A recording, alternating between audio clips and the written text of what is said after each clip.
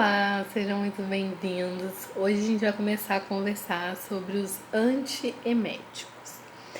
Então, esses medicamentos são aqueles que vão ser utilizados para tratar e prevenir náuseas e vômitos.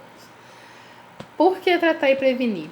Algumas situações a gente já espera que aconteça, esse quadro de náusea e vômito. E aí eu passo esse medicamento, a pessoa toma esse medicamento antes de passar por aquela situação.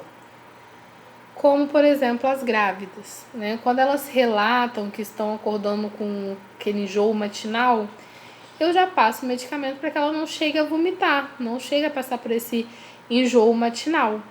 Então eu faço esse controle. Tem alguns medicamentos, bem específicos que podem ser utilizados na gravidez para auxiliar nesse processo. Então, esses medicamentos, temos, vários tipos de medicamentos antieméticos no mercado. Antieméticos, tá? Não é antitérmicos, não. Que os objetivos deles são evitar a êmese. E aí, seja por qual motivo ela for. A êmese é essa náusea e esse vômito. Então, pode ser a êmese da gestação, êmese causada por outros medicamentos, A gente sabe que tem alguns medicamentos que vai ter como efeito colateral náusea e vômito. Êmese pós-cirúrgica, então tem alguns tipos de cirurgia que você sai e você pode ter ali essa situação de ficar enjoada, com náusea e vômito. Recorrente, a êmese decorrente, no caso, de alguns tipos de tratamento específico, como a quimio e a radioterapia. São dois tipos de tratamento muito agressivos que acabam causando nessa situação de náusea e vômito. Deixa a pessoa bastante indisposta, além de tudo, e o estômago fica muito ruim, e aí eu já utilizo o antiemético antes de iniciar a sessão. Tem alguns medicamentos ali que às vezes o médico já prescreve antes da pessoa iniciar a sessão.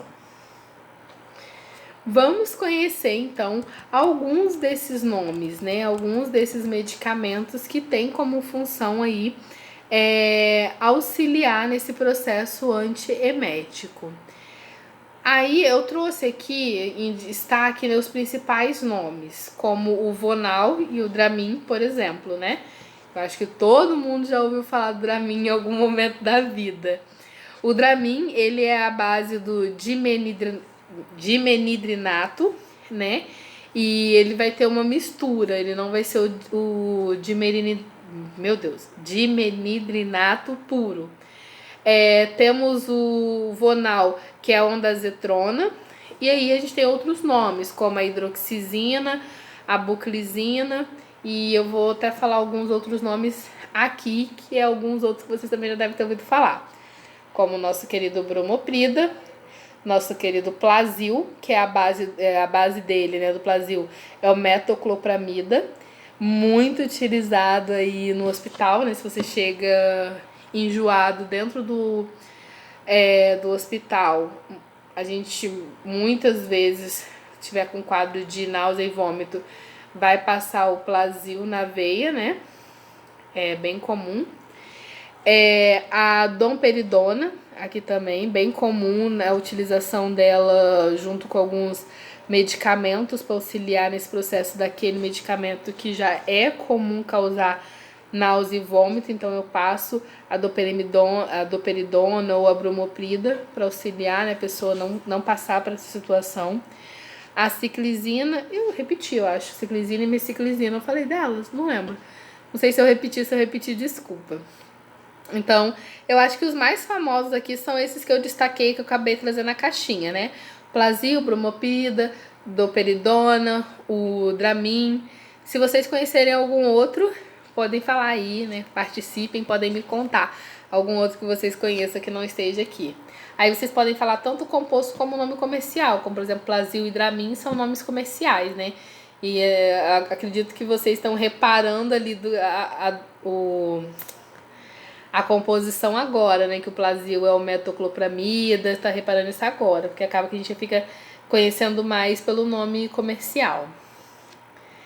E o que um antiemético pode causar de efeito adverso?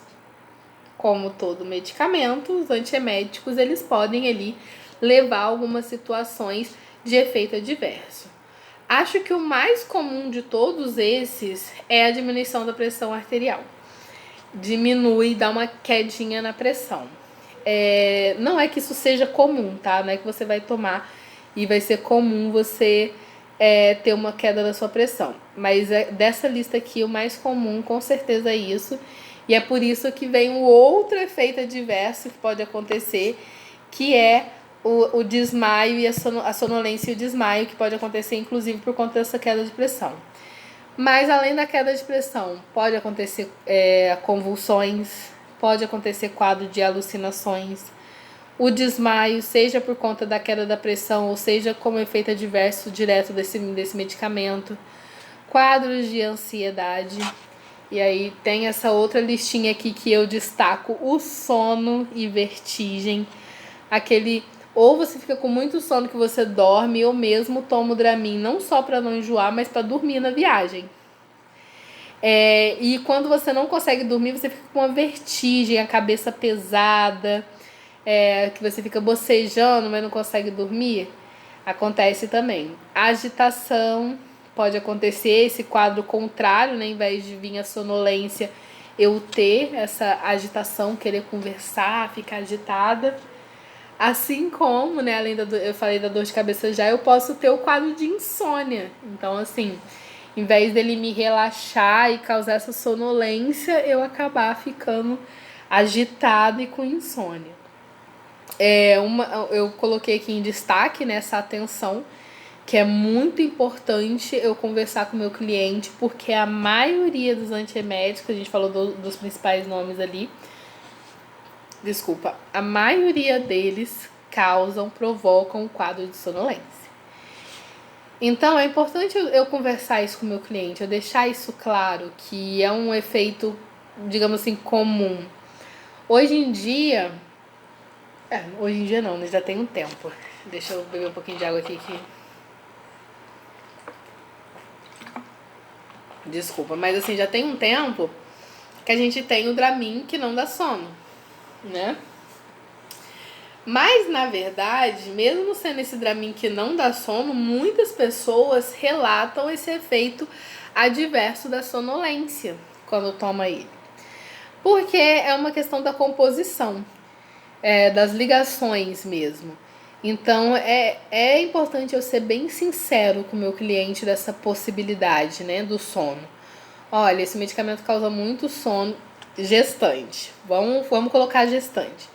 A pessoa já está num quadro de alterações hormonais. Muitas vezes a gestante, nesses primeiros momentos, além da náusea, dessas situações que acontecem, esses desconfortos no estômago que acontecem, ela também tem esse excesso de sono, porque tá ali, né, criando um novo ser, e elas ficam mesmo bem desanimadas, passa por uma fase que só quer dormir. É normal, elas não conseguem só dormir, né? Porque às vezes precisa trabalhar, a gente não para a vida quando engravida. Mas se pudesse, só dormia. Então ela já tá nesse momento assim, digamos que o sono tá maior, tá um pouquinho alterado, e ela tá sentindo mais sono que o normal. Aí o médico vai e prescreve um antiemético. Então tem que ser bem sincera com ela, assim, olha, você vai sentir bastante sono. Então, assim, você já sente o sono normal, que é o normal da gravidez. Com esse medicamento, é certeza que esse sono vai ficar bem mais pesado. E pode ter aquela situação de que você tá ali, mas só corpo presente. Que você tá ali de olho aberto, mas parece que você tá dormindo de olho aberto, você não consegue focar. Porque a gente sabe que o sono, ele causa essa exaustão, né? Se você não dorme, vamos supor, né? Porque no caso da gestante é uma situação à parte. Mas, por exemplo, se você fica acordado direto, chega um momento que você tá aqui com o olho aberto, mas você tá aqui só de corpo presente. Você não tá conseguindo fixar nada. E quando você toma medicamento que causa sono e a sua condição enquanto gestante já é uma condição que causa sono, pode ser que você fique com esse sono excessivo mesmo tendo dormido bem a noite toda. Então a gente precisa ser bem claro sobre essa situação que pode acontecer. E os outros efeitos é importante vocês conhecerem, porque se chega um paciente e vocês falam assim: Ah, eu tô tendo que tomar o Plasil porque eu tomo 3 antihipertensivos, tomo 2 outros medicamentos para diabetes, e aí era muito pro meu estômago e eu tava sentindo muito enjoo, o médico passou o Plasil. Mas, nossa, me dá uma dor de cabeça às vezes, do nada, sem uma explicação. Aí você pode conversar com ele. Ah, coincide com o horário que o senhor toma o Plasil? É pouco tempo depois? É muito tempo depois?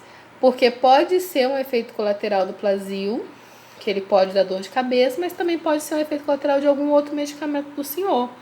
Então, se o senhor está sentindo essa dor de cabeça com muita frequência e está te incomodando, né, é o interessante é eu conversar com o médico do senhor para ver se pode ser algum dos medicamentos que está gerando esse efeito, né, de o senhor ter uma dor de cabeça do nada. Porque pode ser N motivos, né? A pessoa que toma vários medicamentos pode ser N motivos, mas é importante a gente conhecer pra gente, digamos assim, isso é uma estratégia de venda, né? Eu já falei com vocês algumas vezes sobre estratégia de venda, mas isso é uma estratégia de venda, eu mostrar pro meu cliente que eu conheço aquele medicamento e que eu, né, posso dar uma possível solução ali.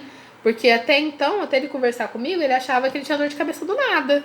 Aí agora, talvez ele vai falar assim pra pessoa: ah, eu tenho umas dores de cabeça assim, mas pelo que a menina lá da farmácia me falou, pode ser desse medicamento que eu tô tomando, que ele pode dar dor de cabeça. Aí tem que ir lá conversar com o médico. Então, assim, ele já não sabe, não é uma dor de cabeça do nada. Então é interessante esses pontos assim a gente conhecer. Deixa eu ver o tempo desse vídeo. Eu vou pausar para não ficar um vídeo muito grande.